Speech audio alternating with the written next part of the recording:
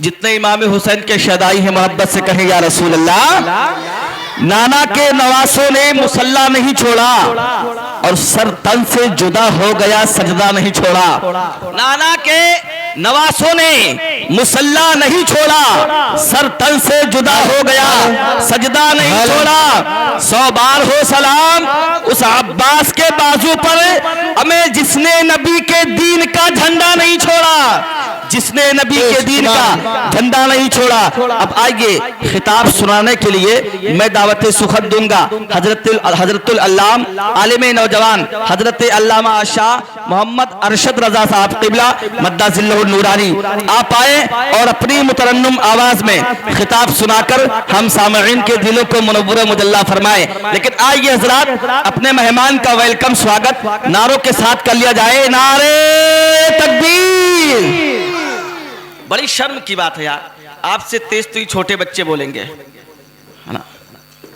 سب لوگ مل کر ایک آواز ہو کر محبت سے نعروں کا جواب دے. نعرے تکبیر, نعرے رسالت, نعرے رسالت. حضرت ناوید میاں صاحب قبلہ نعرے تکبیر, نعرے رسالت. انگوٹھی لے کے آئے ہیں نگینہ چھوڑ آئے ہیں, انگوٹھی لے کے آئے ہیں نگینہ چھوڑ آئے ہیں, بہت پچھتا رہے ہیں جو مدینہ چھوڑ. معزز سامعین, اسٹیج پر تشریف فرما علماء کرام و حفاظ کرام, بالخصوص حضور ناوید میاں صاحب قبلہ. First of all, I would like to convey the greeting of Islam.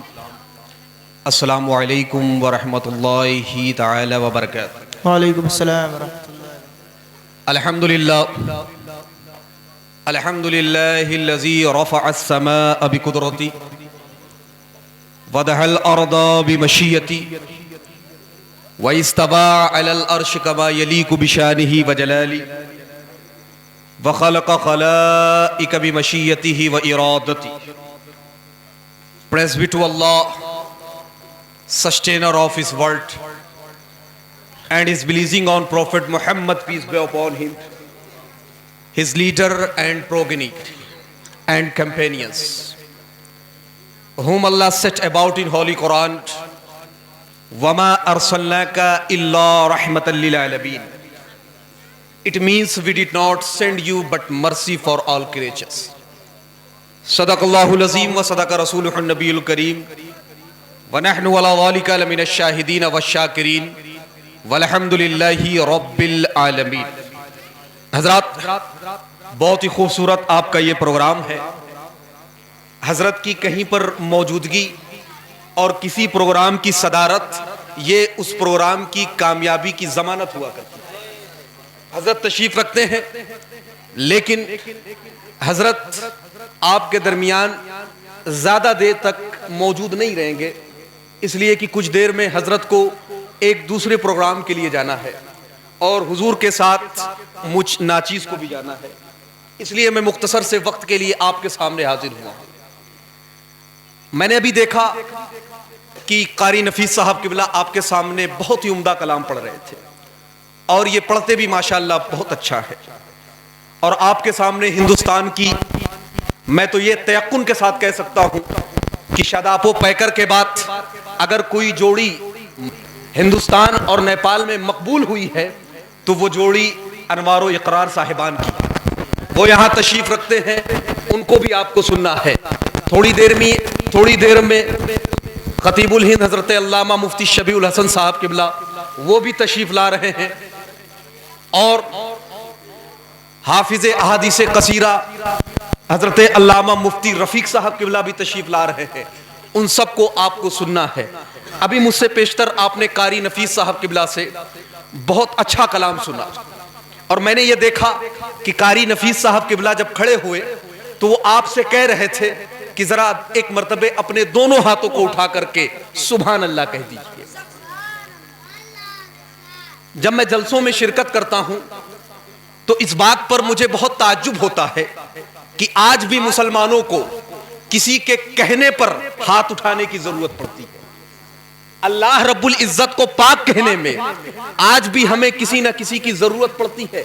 حیرت کی بات ہے, اسے پاک کہنے میں ہمیں کسی کی ضرورت نہیں پڑنی چاہیے, اس لیے کہ وہ جتنا رب ان کا ہے اتنا ہمارا اور آپ کا بھی. واہ واہ واہ واہ.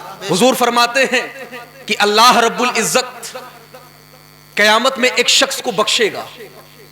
وہ شخص اللہ کی بارگاہ میں عرض کرے گا کہ مولا یہ مجھے تو نے کس بنا پر بخشا ہے, یہ جو تو نے میری مغفرت کر دی ہے یہ کس بنیاد پر ہے. مجھے تو یاد نہیں آتا ہے کہ میں نے دنیا میں کبھی تیرا کہنا مانا ہو, مجھے تو یاد نہیں ہے کہ میں نے دنیا میں کبھی تیری عبادت کی ہو, مجھے تو یاد نہیں ہے کہ میں دنیا میں کبھی نماز بھی پڑھی ہو. مولا تو نے کس اعمال کی بنیاد پر مجھے بخش دیا. تو آواز آئے گی کہ بندے تو مجھے بھول سکتا ہے لیکن میں تیرا رب ہوں, میں تجھے نہیں بھولا. واہ واہ واہ واہ. بے شک. ایک مرتبہ تو سو رہا تھا اور سوتے سوتے تو نے کروٹ بدلی تھی, اور کروٹ بدلتے وقت تو نے کہا تھا کہ یا اللہ, جس وقت تیری زبان سے یہ لفظ نکلا تھا یا اللہ, تو یہ مجھے اتنا پسند آیا تھا کہ اسی وقت میں نے تجھے بخش دیا تھا. پھر بھی آپ کو اللہ کو پاک کہنے میں کسی کی ضرورت پڑ رہی ہے. اب تو کسی کے کہنے سے آپ نہیں کہیں گے نا. کوئی آ کر کے کھڑا ہوگا, جب وہ کوئی کلام پڑھے گا یا آپ کے سامنے کوئی بات کرے گا, آپ مچل کر کے سبحان اللہ کہیں گے. اور یہ حضور کی محفل ہے, یہاں تو وہ بھی بولتا ہے جسے بولنا نہیں آتا. ایک شخص حضور کی بارگاہ میں حاضر ہوا اور اس نے عرض کی کہ یا رسول اللہ, میں آپ کی بارگاہ میں آیا نہیں ہوں بلکہ میں بھیجا گیا ہوں. حضور نے فرمایا تمہیں کس نے بھیجا ہے؟ تو اس شخص نے کہا کہ اے اللہ کے نبی, مجھے آپ کی بارگاہ میں میری بیوی نے بھیجا ہے. حضور نے فرمایا بتاؤ تمہارا کیا معاملہ ہے, کیوں آئے ہو تم؟ تو اس شخص نے کہا کہ یا رسول اللہ صلی اللہ علیہ وسلم, ہم نے اور ہماری بیوی نے نہ جانے کتنی راتوں میں جاگ کر کے اللہ سے دعا مانگی تھی کہ اے اللہ ہمیں ایک اولاد عطا کر دے.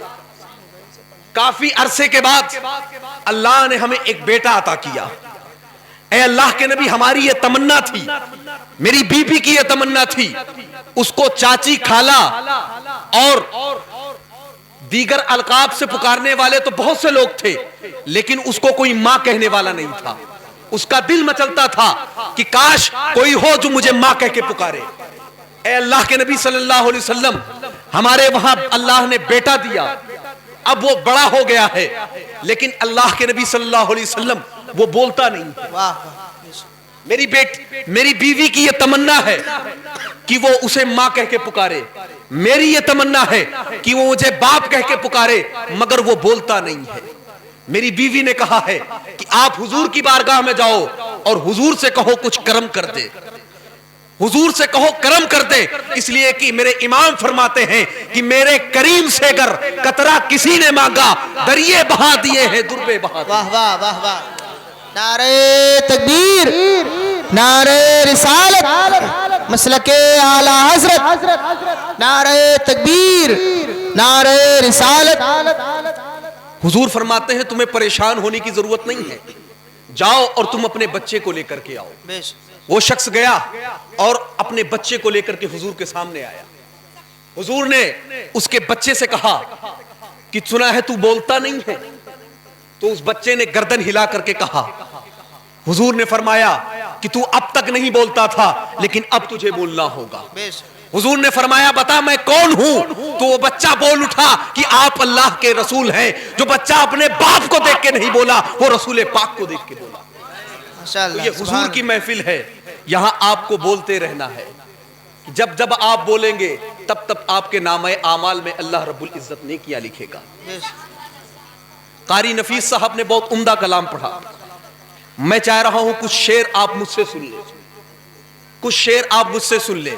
اور اس شعر کی اسٹارٹنگ میں آپ کو بتا دوں کہ یہ شعر تھوڑے سے سخت ہے, لیکن آپ کو سمجھ میں نہ بھی آئے تو آپ سبحان اللہ کہیں. میں علماء سے گزارش کرتا ہوں کہ آپ کو یہ شعر ضرور سمجھ میں آئیں گے, لیکن جب یہ سبحان اللہ کہیں تو آپ کو بھی بولنا ہے. شعر ہے اختر شیرانی کا, اور اس شخص کے بارے میں بہت کم لوگ جانتے ہیں, اس لیے کہ یہ غزل کا شاعر تھا. اس نے اپنی پوری زندگی میں صرف غزل کے اشعار کہے, نعت صرف اس نے ایک کہی ہے. بڑی تلاش و جستجو کے بعد مجھے صرف اس کی ایک نعت ملی ہے، اختر شیرانی کی. یہ غزل کا شاعر تھا، اور جب یہ مائک پہ کھڑا ہوتا تھا تو ایک ہاتھ میں اس کے مائک ہوتی تھی اور ایک ہاتھ میں اس کے مائک ہوتا تھا اور دوسرے ہاتھ میں شراب کی بوتل ہوا کرتی تھی. یہ غزل کا شاعر تھا. ایک مرتبہ اختر شیرانی، اس واقعے کو آپ دل کے کانوں سے سنیں. اس کے بعد میں جس بات کے لیے آپ کے سامنے کھڑا ہوا ہوں وہ آخری بات میں آپ تک پہنچا دوں، اور وہ بہت ضروری بات ہے. اختر شیرانی ایک مرتبہ ایک مشاعرے میں کھڑا ہو کر کے غزل کے اشعار پڑھ رہا تھا. اشعار پڑھتے پڑھتے اس نے کہا کہ اس مجمع میں میں لوگوں کو کھلی دعوت دیتا ہوں کہ تم میں سے جو بھی کھڑا ہو کر کے جس شخص کا نام لے لے گا میں اس شخص کی برائی میں شعر پڑھوں گا.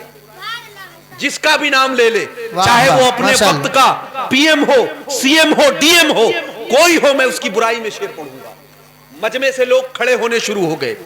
ایک کونے سے ایک شخص کھڑا ہوا، اس نے کسی شخص کا نام لیا. اختر شیرانی اس کی برائی میں شعر پڑھنے لگا. دوسرے کونے سے ایک شخص کھڑا ہوا، اس نے کسی کا نام لے لیا. اختر شیرانی اس کی برائی میں شعر پڑھنے لگا. اتنے میں اسٹیج پر بیٹھا ہوا، اسٹیج پر جو لوگ بیٹھے ہوئے تھے انہی میں سے کوئی ایک بدبخت تھا جس نے پیچھے سے کہا کہ محمد صلی اللہ علیہ وسلم. اختر شیرانی نے کہا تھا کہ جس کا نام لے لو گے وہ چاہے جتنی بڑی مرتبے والا ہوگا، چاہے جتنی بڑی عظمت والا ہوگا، میں اس کی برائی میں شعر پڑھوں گا. اسٹیج سے کسی نے کہہ دیا کہ محمد صلی اللہ علیہ وسلم.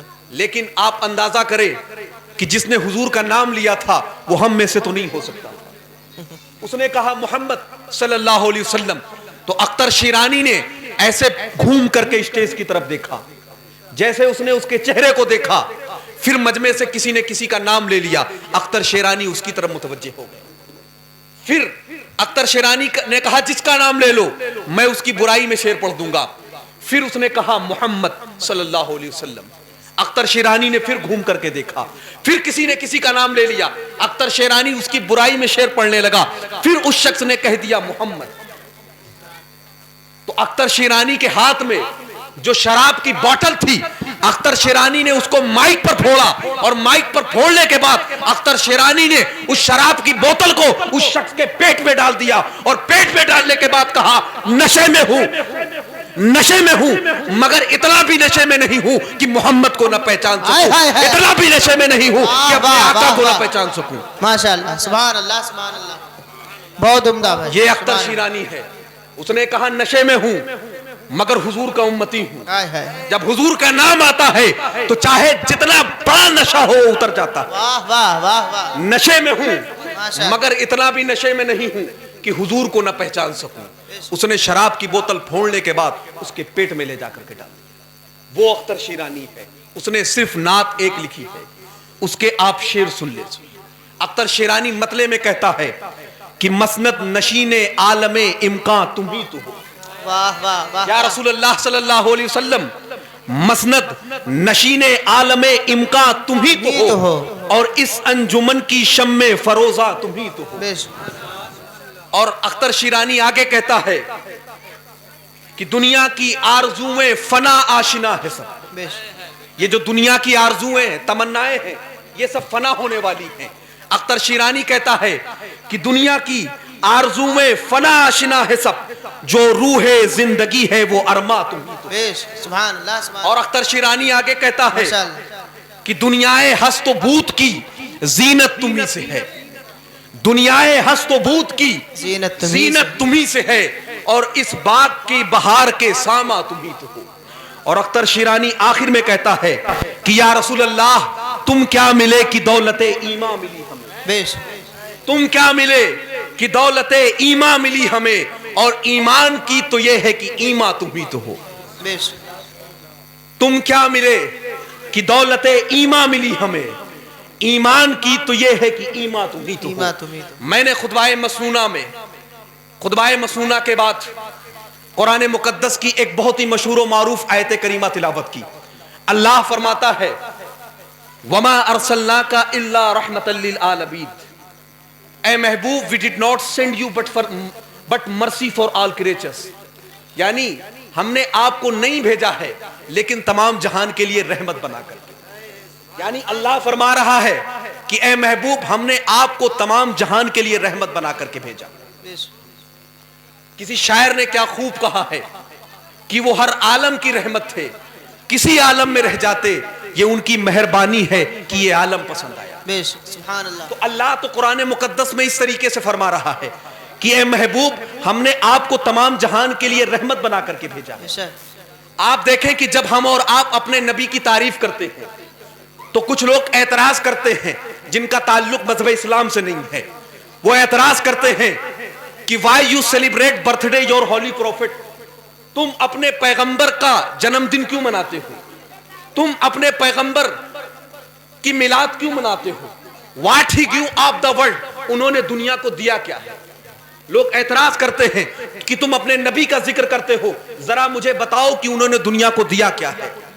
جب اگر ہم اپنی زبان سے اپنے نبی کی تعریف کریں گے تو لوگ کہیں گے کہ آپ ان کے امتی ہیں, آپ تو ان کی تعریف کریں گے. لیکن آپ دیکھیں کہ جبریل کس طریقے سے نبی کی تعریف کرتے ہیں. وہ کہتے ہیں یا رسول اللہ صلی اللہ علیہ وسلم میں نے عالم کے چپے چپے کو ڈھونڈا ہے, میں نے عالم کے چپے چپے کو تلاشا ہے, میں نے پوری دنیا کو دیکھا ہے, سارے عالم کو دیکھا ہے, مگر آپ سے زیادہ حسین و جمیل میں نے کسی کو نہیں. واہ بھائی واہ, ماشاءاللہ. اور جب اعلیٰ حضرت فاضل بریلوی اس حدیث کی ترجمانی کرتے ہیں تو وہ فرماتے ہیں کہ یہی بولے سدرا والے چمنے جہاں کے تھالے سبھی میں نے ٹھان ڈالے, تیرے پائے کا نہ پایا, تجھے یک نے یک بنایا, تجھے حمد ہے خدایا. تو اعلیٰ حضرت تو اس طریقے سے تعریف کرتے ہیں. لیکن میں آپ کے سامنے اس شخص کا ذکر کرنے جا رہا ہوں جس کا تعلق مذہب اسلام سے نہیں ہے. بس یہ آخری بات, جس کا تعلق مذہب اسلام سے دور دور تک نہیں ہے, اس شخص کا نام ہے ڈاکٹر ایچ مائیکل ہارٹ. آپ اس بات کو بغور سماعت کر لے, یہاں پر میرا آنا وصول ہو جائے گا. یہ امریکہ کا بہت بڑا ڈاکٹر گزرا ہے, یہ اپنے وقت کا بہت بڑا سائنسداں ہے.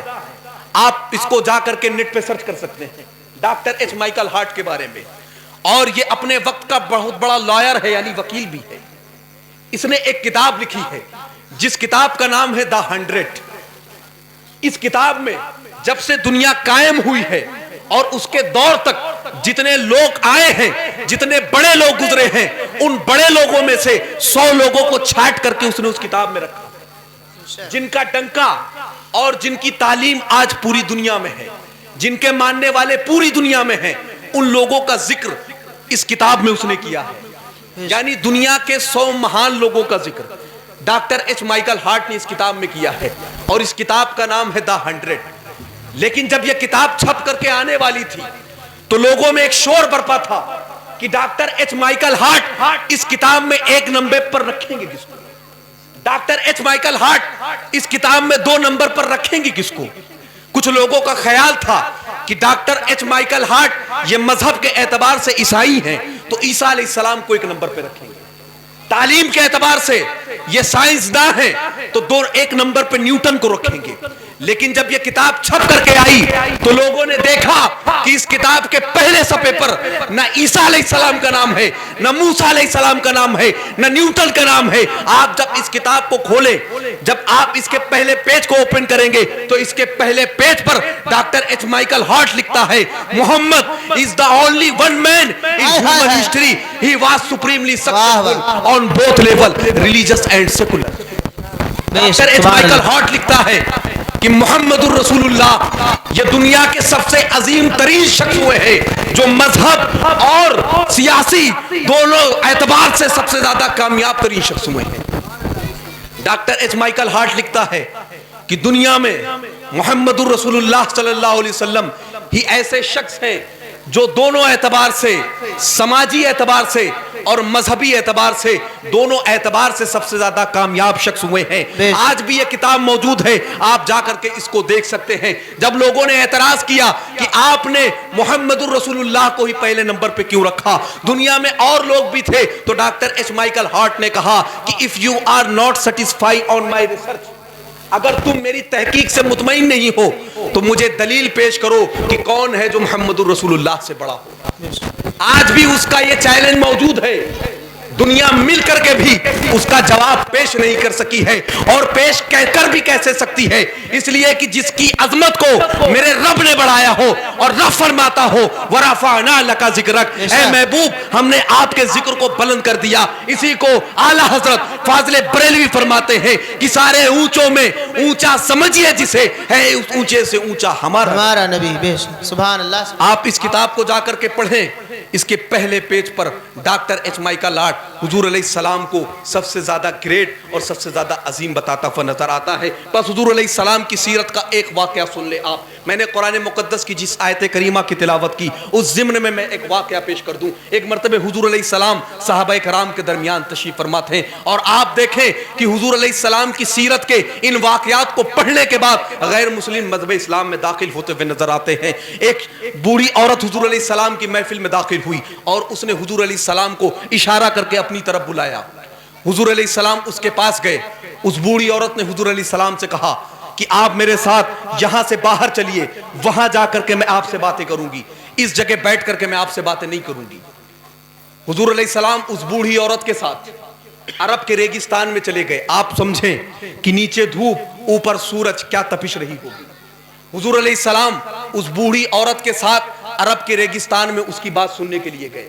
हजरत उमर रिवायत करते हैं और वो फरमाते हैं कि मुझे बहुत गुस्सा आ रहा था, इसलिए कि हुजूर को जिस औरत ने बुलाया था वो अरब की सबसे बड़ी पागल औरत थी, जिसको देख करके लोग अपना रास्ता बदल दिया करते थे कि ये मिल जाएगी तो इतनी बातें करेगी कि पूरा वक्त खराब कर देगी। लेकिन हुजूर अलैहिस्सलाम उसकी बातों को सुनने के लिए चले गए।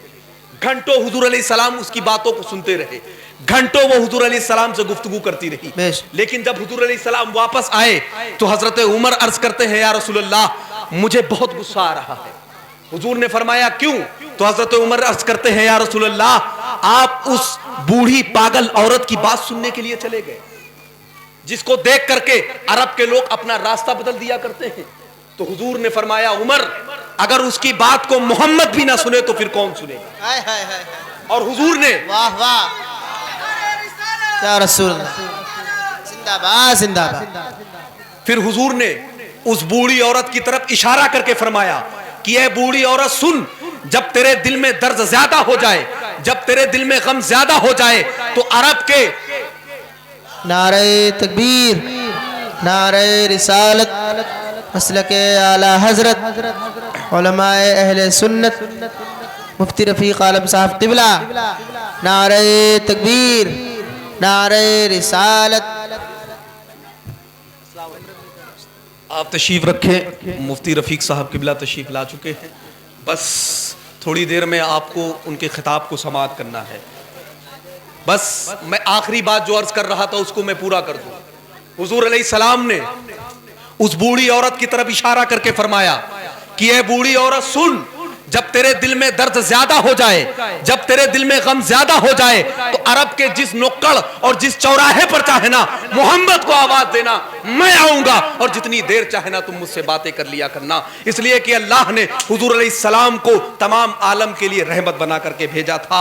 इंशाअल्लाह कभी वक्त मिला तो मैं अपने मौजू को फैलाऊंगा। दुआ करें कि अल्लाह रब्बुल इज्जत हमें और आपको हुजूर अलैहिस्सलाम की सीरत पर अमल करने की तौफीक और रफ़ीक अता फरमाए। इस शेर के साथ मैं आपसे विदा ले रहा हूं कि माना कि ज़मीं को गुलजार न कर सके, कुछ खार तो कम कर गए, गुजरे जिधर से हम, वमा अलैना इल्लल बलाग।